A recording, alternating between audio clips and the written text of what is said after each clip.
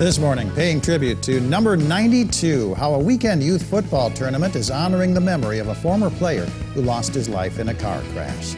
Plus, a big weekend project on the Big Sioux, how flooding and then the pandemic delayed this annual river cleanup in Sioux Falls.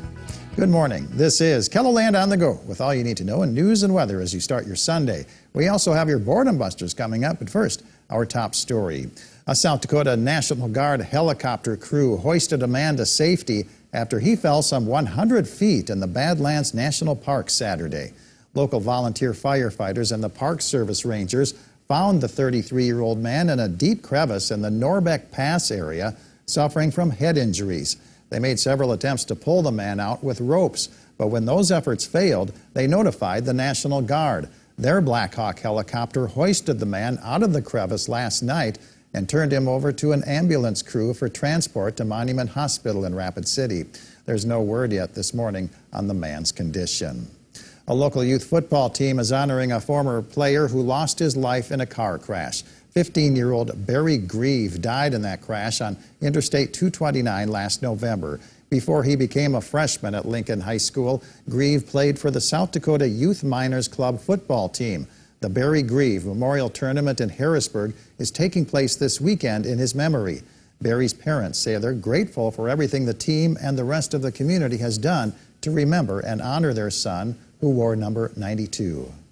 You know, I personally want to thank all of our friends that have raised money for us, that dropped off food, are still dropping off food, and the plants and the flowers and just anything we need.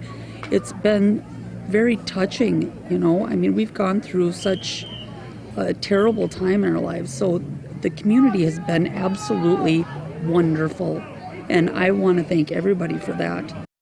The Barry Grieve Memorial Tournament resumes today with games played at Harrisburg Middle School. Volunteers lined the banks of the Big Sioux River in Sioux Falls Saturday for a major fall cleaning project. They picked up trash and other debris as well as recyclables at 9 locations along the river. This annual volunteer effort was a long time in coming, having been postponed in the spring because of COVID-19. And the cleanups were canceled in the previous 2 years because of flooding. Volunteers say it was important for them to get out and pitch in. Always kind of had environmental issues in mind, and it was important to me. And I've been down here. You know, I've always lived in Sioux Falls, so I've been down here quite a bit. So I kind of know how it's progressed over the years and stuff like that. Organizers handed out supplies to the volunteers, including gloves and bags, as well as maps of the areas that needed cleanup. Let's get our first look now at the forecast with meteorologist Adam Root in the Storm Center. Good morning, Adam. Good morning, Perry, and good morning, everybody. We're off to a windy start to the day in a couple of areas, not to mention it is pretty mild out there as well. Terry Peak, our first view this time around as we start out west, where they're going to get in on cooler temperatures first. They're already on the back edge of an advancing cold front, which will push eastward. Speaking of eastward, let's head all the way east to Falls Park with some high-level cloud cover in place this morning. 60 with a southerly breeze at 14 miles per hour. 60 also as you head into Mitchell, Huron 59, 65 in Winter, 63 Valentine, Phillips 65, 56 though in Rapid City, 57 Brookings, 50 Sisseton, and 63 in Aberdeen and Pierre. But there is that breeze generally out of the south by southeast for a majority of KELOLAND. But if you look toward Faith and Buffalo, we're starting to see that turn to the west by northwest on the back edge of that cold front I mentioned before. And we do have a little bit of rain on radar coming around, trying to make its presence known in the Mulbridge and Pierre area, but little, if any, of that is actually making its way to the ground. We have a better chance for rain as that cold front pushes eastward toward I-29. We'll talk about that, plus the cooler temperatures that come around in the extended forecast in just a little bit. All right, thank you very much, Adam. Well, the University of South Dakota Chamber Singers are one of the groups performing an outdoor concert today in Vermilion. The singers rehearsed on Friday for their Music is Alive festival at Prentice Park.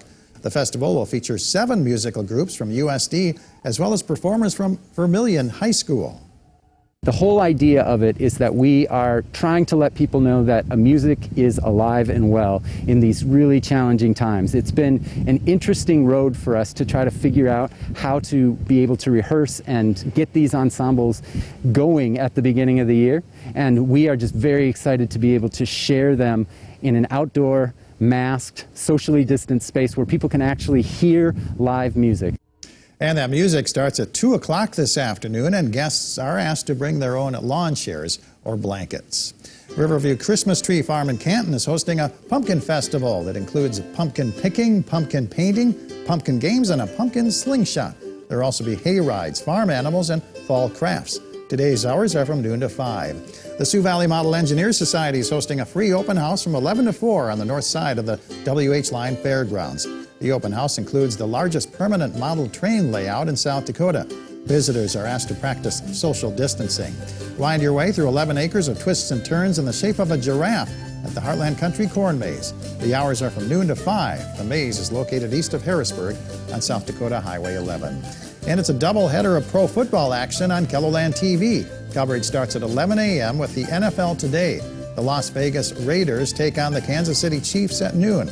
That's followed by the New York Giants at the Dallas Cowboys at 3:25 p.m. Adam?